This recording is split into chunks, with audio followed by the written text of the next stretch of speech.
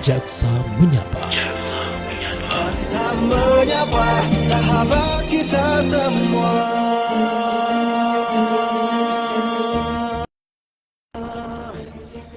Assalamualaikum warahmatullahi wabarakatuh dan selamat siang pendengar dimanapun Anda berada. Baik, di siang hari ini kita kembali menyapa Anda tentu di program Jaksa Menyapa ya. Jadi pendengar, di siang ini kita di studio sudah hadir dua narasumber kita dari Kejaksaan Negeri Mamuju ya. Jadi ada Pak Antonius SHMH, beliau adalah Kepala Seksi Intelijen Kejari Mamuju. Saya sapa dulu. Selamat siang Pak Antonius. Selamat siang, salam sehat selalu. Selamat siang juga untuk seluruh pendengar RRI Kabupaten Mamuju khususnya. Salam sehat. Kabarnya sehat baik? Sehat selalu. Baik, iya. Dan di sebelahnya juga ada Pak Vincentius Aji Wicaksono SH, Kepala Subseksi Pra Penuntutan Kejari Mamuju. Kabar baik juga Pak? Kabar baik Bapak. Baik, ini kalau tidak salah ingat sudah yang kedua kalinya Bapak berdua ini ke RRI Mamuju ya? Ya, betul. Oh iya. Berarti ingatan saya masih bagus ini.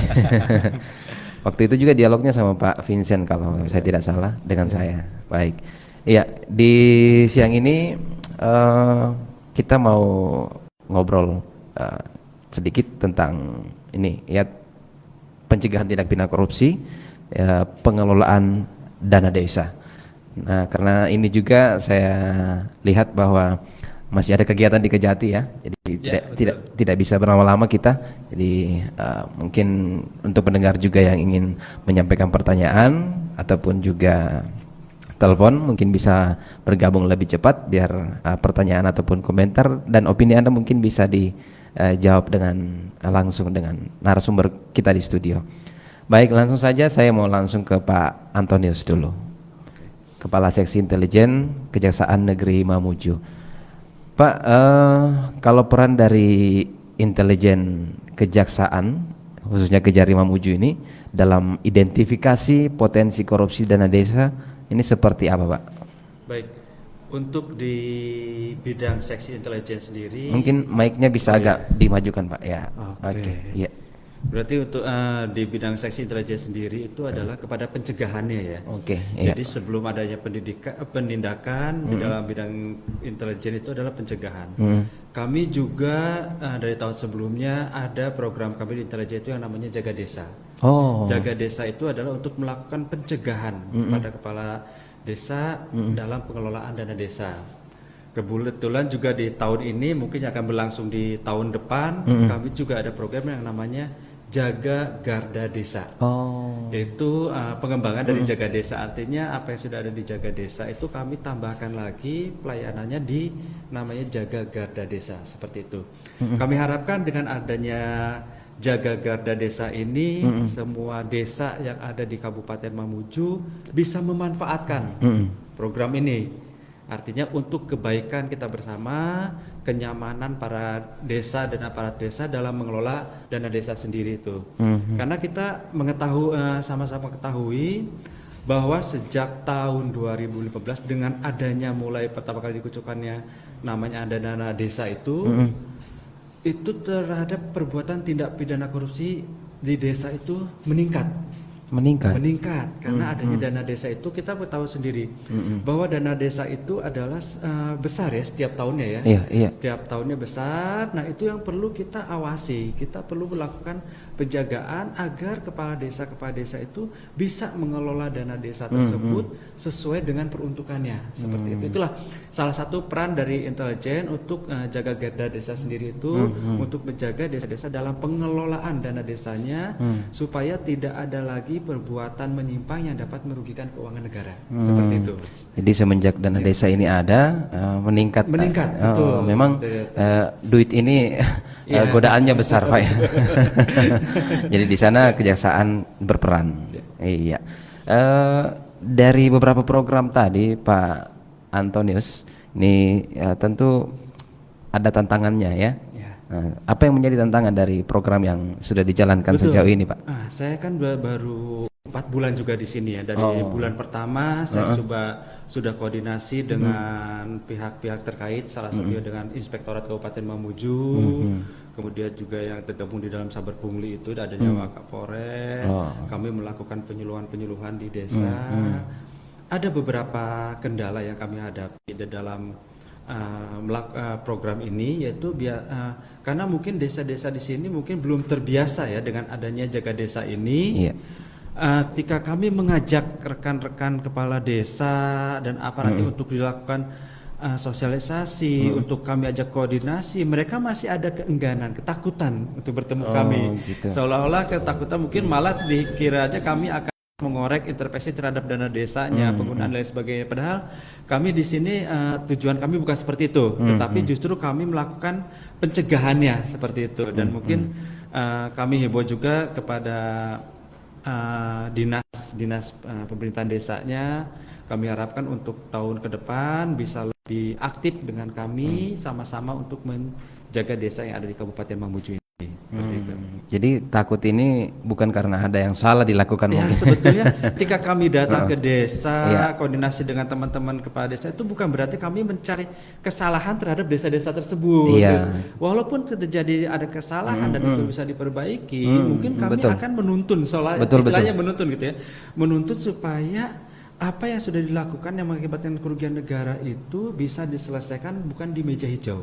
Tetapi kan kami jalan berbarengan ya. Artinya kami masih memberikan kesempatan kepada kepala desa kalau memang ditemukan adanya perbuatan merugikan kerugian negara, tetapi bukan karena mensreanya yang untuk berniat untuk itu ya. Karena kita ketahui ada beberapa kepala desa yang melakukan perbuatan ini bukan karena niatnya untuk melakukan korupsi seperti itu, tapi ada beberapa juga karena ketidaktahuan.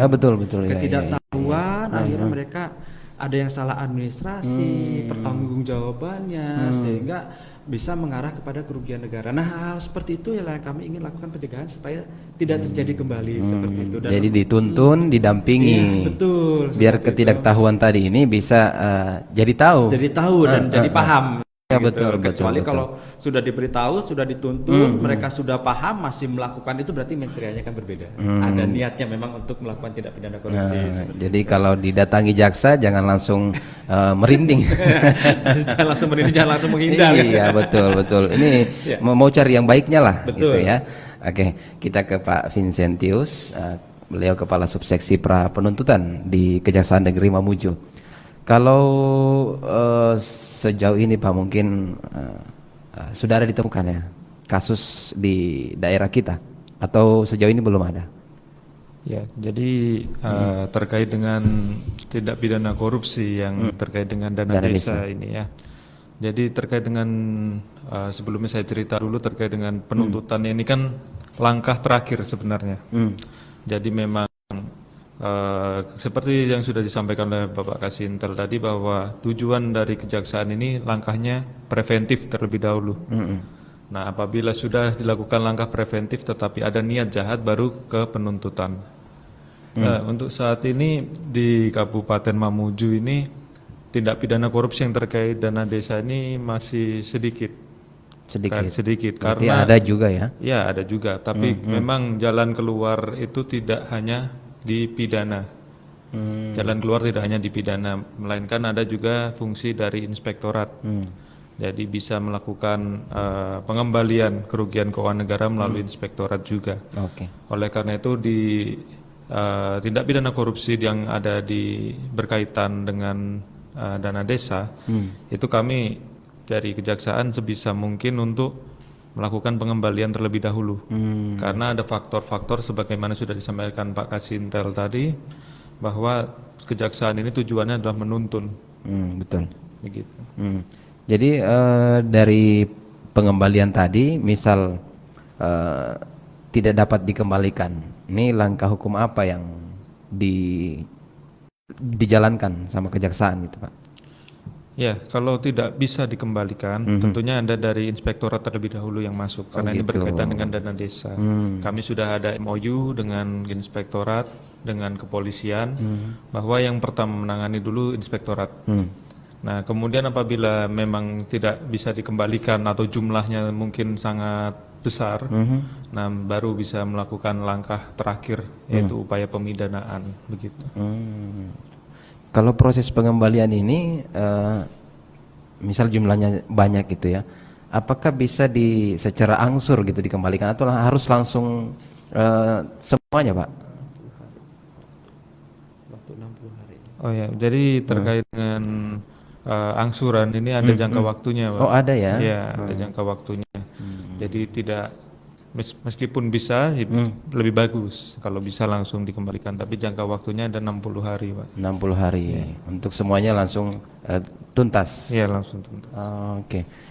Jadi kalau melihat kasus yang ada di wilayah hukum Kejari Mamuju, seberapa besar Pak untuk korupsi dana desa ini? Kalau korupsi di Kabupaten Mamuju dan juga wilayah hukumnya kan dengan Mamuju Tengah, itu saya sendiri pribadi belum pernah menemui Pak terkait dana desa. Belum pernah ya. Di masa tugas Bapak di Mamuju ini? Di masa tugas saya belum pernah menemui, tetapi potensi itu tetap ada. Tetap ada. Ya.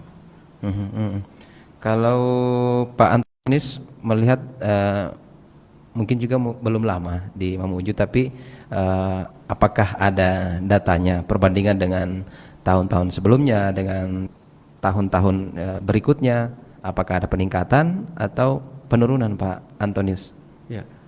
Untuk penanganan perkara tindak pidana korupsi khususnya di pengelolaan dana desa ini memang kalau terhadap laporan kami banyak. Banyak Terus ya? terang bukan 1-2, ada beberapa desa yang dilaporkan. Tetapi dengan adanya laporan itu, seperti tadi disampaikan Pak Vincent, kami akan berkolaborasi dengan inspektorat. Iya. Kolaborasi dengan inspektorat, kami melakukan full data full bucket, kami juga meminta bantuan kepada inspektorat untuk pengecekan auditnya, seperti itu. Nah kemudian apabila memang ditemukan adanya penyimpangan terhadap keuangan dana desa tersebut, maka kami dan inspektorat akan memberikan waktu 60 hari untuk mengembalikan. Jadi ya terserah apakah akan dibayar sekaligus atau dicicil. Yang penting selama 60 hari. Memang jangka waktu ini sangat singkat ya, tidak seperti kredit motor bisa 5 tahun gitu. Ini cuma 2 bulan ini. Cuma 60 hari kan gitu. Itu tetapi merupakan salah satu upaya bagi kami penegak hukum terhadap dana desa ini adalah mengupayakan yang diutamakan adalah pengembalian kerugian negaranya, bukan kepada tindak pidananya. Nah, sedangkan untuk penanganan perkara sendiri dari tahun ini Pitsus itu sudah yang ingkrah itu dari tahun 2002 penanganan 2023 ya, penanganan 2023 ingkrah di 2024 itu ada sekitar 3 perkara. 3 perkara. Untuk 2024 ini kami sudah ada beberapa menangani penyelidikan, namun setelah dilimpahkan ke inspektorat ternyata dari hasil yang kami ini adalah pengembalian, mereka mengembalikan. Jadi setelah dia pengembalian ini, kami menyerahkan kepada APIP, yaitu inspektorat sendiri, dan kepada dinas yang berwenang, gitu loh. Tindakan apa yang akan mereka lakukan terhadap oknumnya ini. Jadi bisa dibilang di 2024 ini bersih kasus, tidak ada untuk ya? yang sampai ke meja hijau ya. Oh iya. Untuk sampai ke meja hijau ya. Hanya di tahap pengembalian dan diproses di dinas lain gitu atau inspektorat. Betul. Oke. Ini cukup baik ya dari kinerja pengelola dana desa bahwa kasus yang ditemukan tidak begitu signifikan, namun apapun itu sebenarnya bukan dibilang baik ya. Betul. Karena alangkah baiknya lagi kalau bersih sebersih-bersihnya. Baik. Kalau sistem pelaporan Pak, pelaporan intelijen yang berjalan untuk memastikan transparansi dalam pengelolaan dana desa, bagaimana Pak sistemnya? Apakah mungkin masyarakat bisa melapor langsung atau seperti apa Pak? Ya. Setiap warga negara Indonesia, siapapun itu mempunyai hak untuk melakukan laporan apabila diketahui adanya dugaan dugaan penyelewengan terhadap keuangan negara, salah satunya dana desa. Siapapun yang melakukan atau mengetahui melakukan pelaporan ke kejaksaan boleh dengan ada beberapa syarat. Artinya si pelapor harus mempunyai bukti awal dulu, kemudian adanya identitas terlapor. Hal ini untuk mencegah agar pelaporan-pelaporan itu bukan pelaporan-pelaporan yang mempunyai kepentingan pribadi yang ingin menjatuhkan salah satu pihak atau kepala desa. Ya, kita ketahui ketika di bulan Februari tahun depan ini ada pemilihan kepala desa. Nah, saya yakin itu akan ada dari saingan-saingan yang melakukan untuk menjatuhkan saingan politiknya. Nah, hal itulah yang kami cegah. Jadi untuk pelaporan-pelaporan itu jangan sampai dijadikan senjata atau ini bagi mereka untuk melaju ke dalam pemilihan kepala desa seperti itu. Jadi minimal adanya bukti awal dan juga selalu disertai identitas pelapor seperti itu. Baik. Jadi yang pelapor ini harus ikut prosedur juga. Dan ini si pelapor ketika dia melaporkan harus mau ketika kami panggil untuk dimintai keterangan. Nah, dari diminta keterangan, dalam keterangan itu kami bisa mengetahui tentang apa yang dilaporkan oleh si pelapor. Dengan baik. hanya melapor tapi tidak mau diperiksa atau memberikan keterangan seperti itu. Melapor lalu menghilang. Ya, menghilang kan gitu. Baik. Kita mau jeda dulu Pak sebelum nanti ada pertanyaannya dari pendengar kita yang akan kita jawab. Tetaplah bersama di Jaksa Menyapa. Loh, kok udah rapi sih meja Mohen? Aku mau pulang duluan, Dew. Ada janji nih.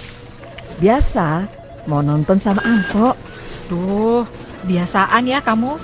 Ingat loh, pekerja yang sering pulang lebih cepat dengan alasan yang tidak penting, itu bisa digolongkan pekerja yang tidak produktif dan pekerja yang korupsi, walaupun cuma korupsi waktu. Alah, ini kan karena bos lagi ndak ada. Nah, itu juga tuh. Seharusnya kita bekerja tuh dengan disiplin, penuh dedikasi walaupun tanpa pengawasan dari atasan. Bagaimana mau ikut merubah bangsa kalau kelakuan kamu kayak gitu? Malu dong. Iya, hilaf.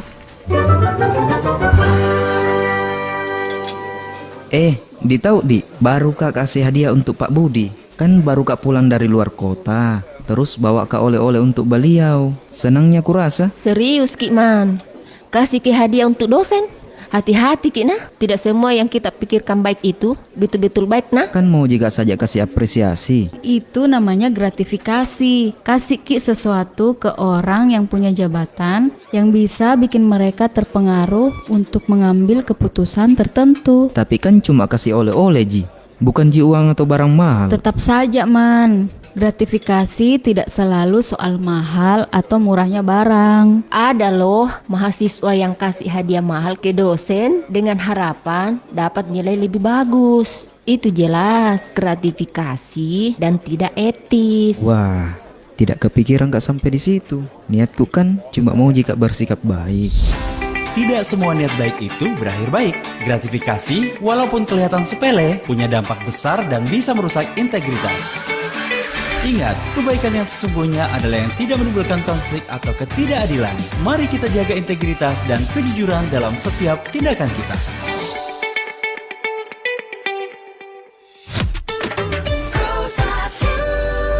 Anda masih bersama di Jaksa Menyapa Pro 1 RRI Mamuju, kanal informasi dan inspirasi.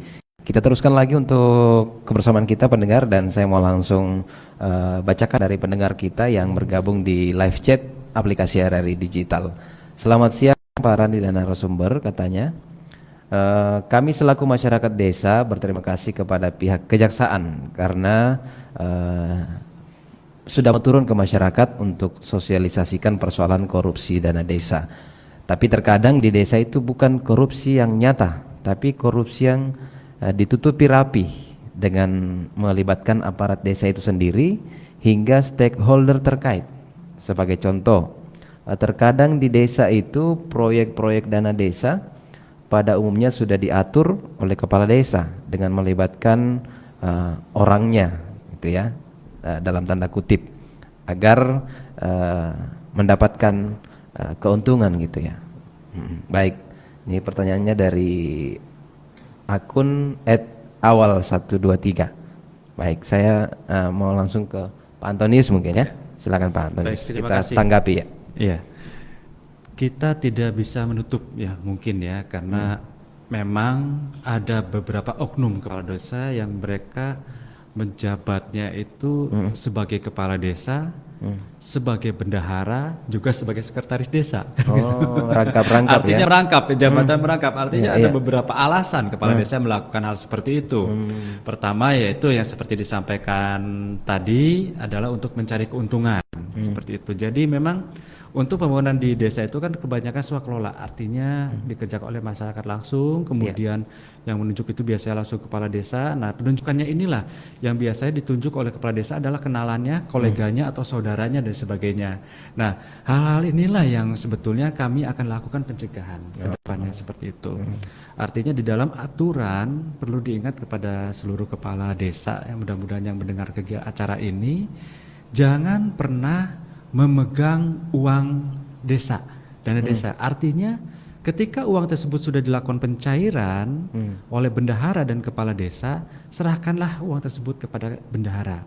Karena bendahara lah yang mempunyai kewenangan untuk membayar terhadap semua kegiatan atau terhadap pihak ketiga. Namun kejadian sering terjadi adalah ketika dana desa tersebut sudah cair dari bank, biasanya kepala desa mengambil alih keuangan tersebut, lalu kepala desa yang melakukan pembayaran kepada pihak ketiga, kepala desa juga yang melakukan pembayaran kepada pihak-pihak lain terhadap pekerjaannya. Itulah yang akan menimbulkan atau salah satu yang menyebabkan akan terjadinya suatu penyimpangan seperti itu. Gitu. Nah itu sebetulnya tidak diperbolehkan kepala desa melakukan hal seperti itu. Gitu, seperti itu. Jadi terkait dari pertanyaan dari pendengar kita tadi ini juga sudah dilakukan pencegahan Pak ya dari kejaksaan. Betul. Dan kedepannya lagi kami tetap akan melakukan pencegahan agar kepala desa itu tahu sebetulnya fungsi tupoksi dia itu seperti apa. Ada batasan-batasannya seperti itu. Jadi kalau kewenangan bendahara ya berikan serahkan ke bendahara. Iya, baik. Saya mau ke pendengar kita lagi yang bergabung di live streaming kita. Ada dengan akun Rolin, ya. Mungkin ini dijawab sama Pak Vincentius ya. Tiap tahun anggaran desa itu dikemanakan dan mengapa pemerintah daerah dan lain-lain ini membiarkan dana desa tersebut tidak dipergunakan untuk pembangunan infrastruktur. Ini saya bacakan dari pendengar kita ya. Bisa dikatakan desa-desa di Kabupaten Mamuju itu pembangunan infrastrukturnya minim. Nah, baik, ini yang dilihat oleh masyarakat mungkin seperti itu. Kita langsung jawab Pak Vincent. Ya, terima kasih. Kalau itu terkait dana desa itu memang sudah ada anggarannya, sudah ada peruntukannya untuk apa. Itu sudah ada dan bisa dicek sebenarnya di papan yang sudah disiapkan oleh desa di kantor-kantor desa. Biasanya biasanya sudah dipasang papan-papan terkait dengan penggunaan dana desa. Itu untuk digunakan untuk apa. Nah, memang tidak hanya peruntukannya itu untuk yang fisik. Biasanya nyebutnya fisik itu misalnya untuk pembuatan jalan, jembatan atau segala macam fisik, tidak hanya itu. Tidak hanya itu. Ya, ada juga untuk peningkatan SDM misalnya. Nah, jadi kalau semisalnya ada masyarakat yang merasa bahwa pembangunan di suatu desa ini kenapa tidak terlihat secara fisik, nah, mungkin bisa dicek terlebih dahulu di peruntukannya atau di anggarannya, perencanaannya seperti apa. Nah, kemudian apabila memang didapatkan bukti-bukti ataupun didapatkan informasi-informasi, nah, bisa melaporkan kepada kejaksaan sebagaimana sudah disampaikan Pak Kasintel tadi. Jadi bisa melaporkan dengan membawa bukti-bukti awal yang cukup sehingga bisa diproses di selanjutnya. Namun juga yang perlu diingat bahwa dana desa ini memang tidak selalu berbentuk fisik seperti itu. Baik. Ya, untuk dari pendengar kita Pak akun rolling tadi ini mungkin terjawab ya. Bisa langsung ke kantor desa melihat anggaran dana desa ini diperuntukkan buat apa. Nah, kalau misal Pak Vincent semacam mungkin kalau kita bilang perjalanan dinas, apakah dana desa itu bisa diperuntukkan ke sana ini? Ini kan juga bukan fisik ya bentuknya ya. Iya. Pak Antonio silakan. Untuk perjalanan, ya, dana desa itu kan sebetulnya sudah ada di dalam perencanaan. Ya. Yang Jadi, buat itu Pak kepala desa ya? Kepala desa bersama dengan musyawarah desa, artinya dengan BPD, kemudian tokoh masyarakat, juga dengan aparat desa. Itu dilakukan di setiap awal tahun? Ya, enggak, sebelum. Jadi, sebelum. Ini kan memasuki 2025. Iya. Jadi di dalam perencanaan itu 2024 itu sekitar bulan November Desember ya, sudah ada perencanaan. Sudah ada. Untuk dana desa pembangunan di tahun 2025 seperti apa saja. Masyarakat sudah bisa lihat itu. Masyarakat terlibat di situ, artinya masyarakat dilibatkan untuk bermusyawarah desa di sana. Namanya musyawarah desa. Apa saja yang akan dilakukan untuk dana desa di tahun 2025? Pengembangan pembangunan apa saja yang direncanakan di tahun 2025 seperti itu. Itu sebetulnya ada seperti itu. Jadi seperti yang tadi ditanyakan, kenapa tidak fisik atau infrastruktur yang terlihat di desanya terhadap dana desa? Ya kita lihat di dalam perencanaan tahun sebelumnya apa? Yang dimusyawarahkan itu apa yang dibutuhkan oleh masyarakat dan sebagainya itu apa saja, sehingga di tahun yang berjalan itu maka pembangunan itu dana desanya itu diperuntukkan untuk yang dimusyawarahkan itu direncanakan di tahun sebelumnya. Begitu juga dengan perjalanan dinas itu juga kan salah satu termasuk dalam perencanaan seperti itu. Jadi masyarakat yang misalkan tidak semua masyarakat ini terlibat di musyawarah ini. Nah, jadi masyarakat umum yang lain, apakah sudah bisa lihat misal Pak setelah perencanaan ini selesai? Sudah bisa lihat itu ya. kan seperti disampaikan Pak Vincent tadi, biasanya ada spanduk ya di desa itu terhadap anggaran tahun 2024 itu untuk apa saja sesuai dengan yang dimusyawarahkan itu ada itu. Baik, mungkin ini yang dimaksud dari pertanyaan tadi ya, biar semuanya transparan gitu. Penggunaan dana desa di tahun 2025 ke depan mungkin untuk apa-apa saja itu bisa langsung ke kantor desa Pak ya? Di desa betul. Kantor desa. Tapi di perencanaan ini apakah tidak diteruskan ke kejaksaan Pak? Oh tidak. Tidak ya? Kalau untuk perencanaan ini sendiri kami tidak menerima tembusan dan desa tidak berkewajiban karena gitu. itu masih di internal pemerintahan ya. Baik.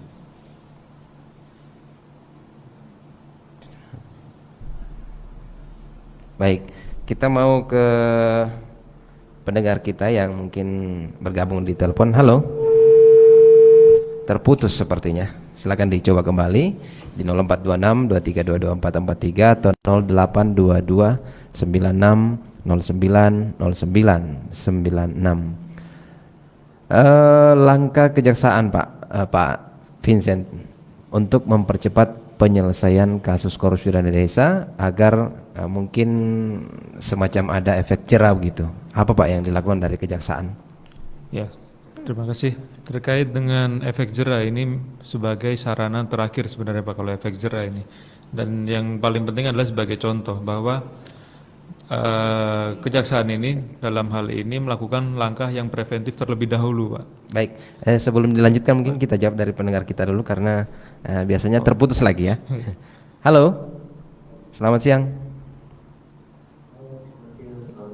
Waalaikumsalam. Dengan Pak siapa di mana ini Pak? Baik. Apa yang ditanyakan Pak Iwan? Silakan.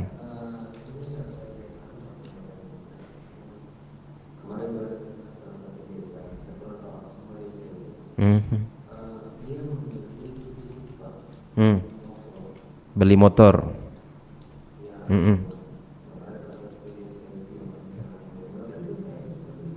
Baik.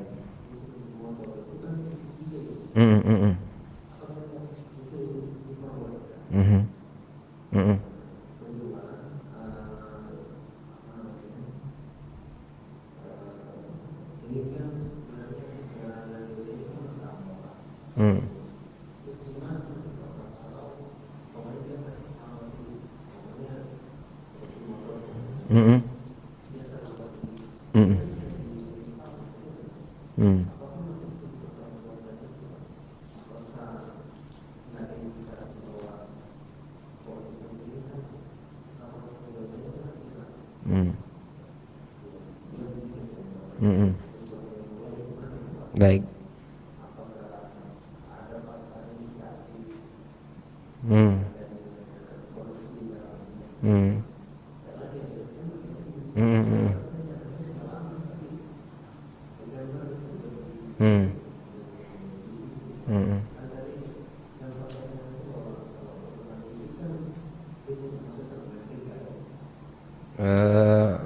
tidak semuanya fisik Pak kalau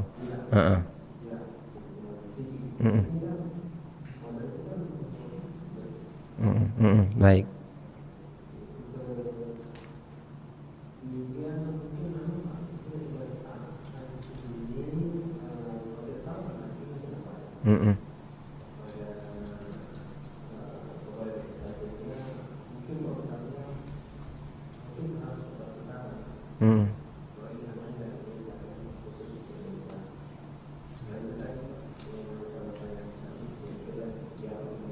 Baik, terima kasih.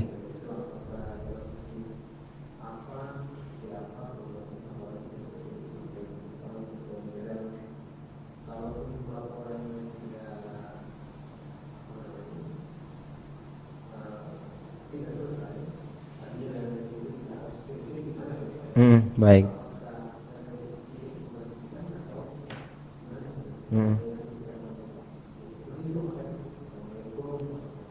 Waalaikumsalam warahmatullahi wabarakatuh.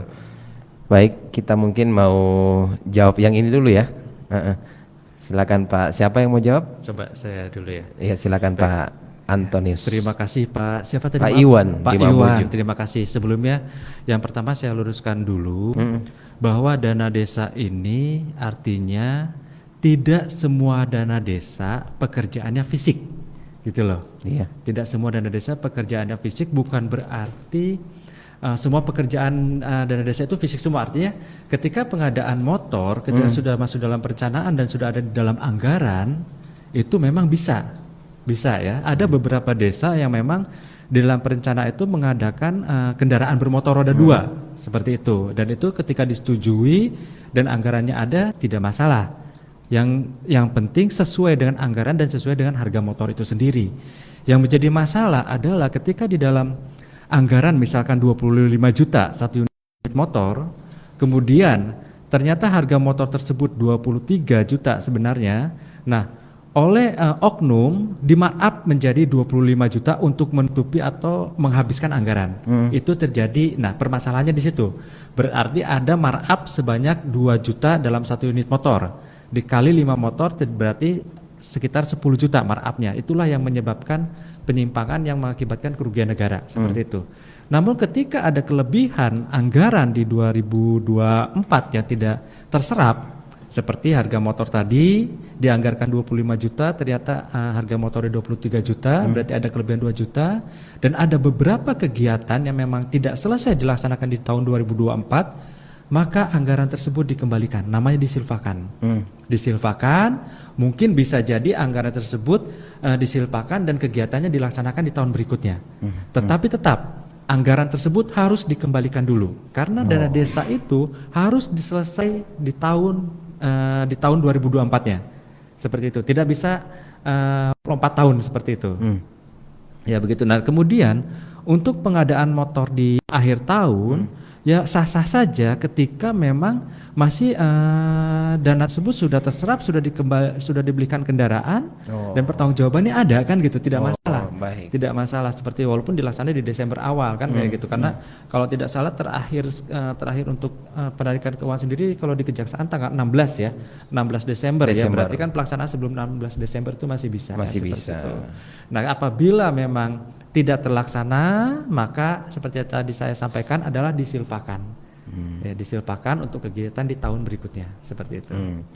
Kalau menanggapi tentang ini Pak tadi, pendampingan untuk perangkat desa ini agar tepat sasaran dari Kejaksaan. Ya, ya itu kami melakukannya itu yang namanya nanti ada jaga garda desa. Di tahun depan kami memiliki aplikasi yang cukup lengkap. Artinya nanti kepala desa, setiap desa ya, setiap desa itu kami akan berikan aplikasi ini, kemudian nanti oleh semua aparat desa itu harus mengisi kolom-kolom yang ada di aplikasi, baik mengenai aset desa, besarnya dana desa di tahun itu, kemudian penggunaan dan apa yang sudah terserap, progres pekerjaan apa yang sudah dilaksanakan, itu kami akan menyiapkan di aplikasi itu, seperti itu. Dan ini langsung dari penyedia aplikasi ini adalah dari Kejaksaan Agung.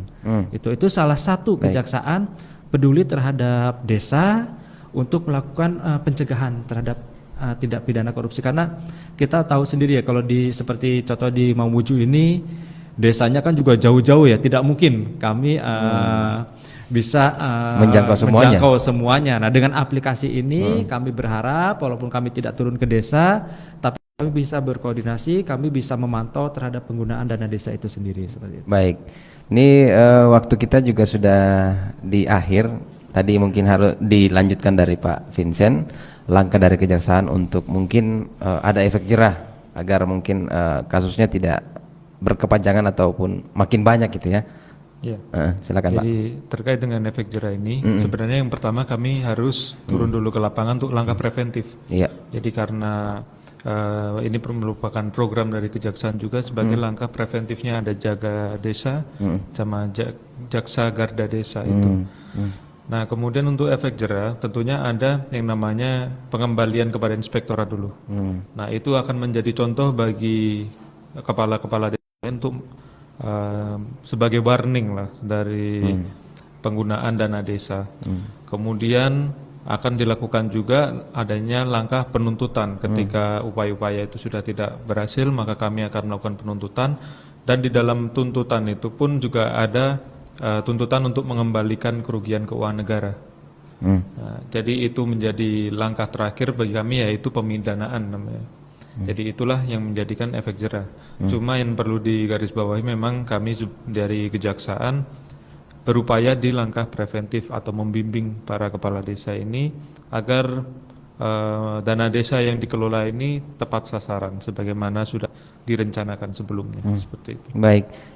Yang terakhir dari Pak Antonius sebagai penutup, mungkin apa yang ingin disampaikan ke masyarakat terkhusus mungkin di perangkat desa ya. Silakan Pak Antonius. Baik, kami sampaikan terkhususnya kepada seluruh perangkat desa, mari kita sama-sama membangun desa, kita sama-sama membangun desa dari dana desa tersebut dengan sebaik-baiknya, tidak melanggar hukum, kenali hukum, jauhi hukuman. Bangsa yang hebat, bangsa yang kuat, ada kabupaten yang bagus, kabupaten yang kuat, kabupaten yang baik karena desanya yang maju. Tetap majukan desa untuk Kabupaten Mamuju menjadi lebih baik lagi. Baik. Sebenarnya ingin berlama-lama tapi katanya akan ada agenda lagi di Kejati ya. Di Kejari. Oh, di Kejari. Baik. Baik, untuk kebersamaan kita di Jaksa Menyapa hari ini Kamis 12 Desember 2024 kita cukupkan sampai di sini. Di lain kesempatan kita berjumpa lagi di Jaksa Menyapa Pak Antonius dan Pak Vincentius. Terima kasih untuk kehadirannya di studio di Kejaksaan Negeri Mamuju. Ada Kepala Seksi Intelijen Kejari Mamuju Antonius SH.MH dan Vincentius Aji Wicaksono SH, Kepala Subseksi Pra Penuntutan Kejaksaan Negeri Mamuju. Selamat siang, assalamualaikum warahmatullahi wabarakatuh. Waalaikumsalam.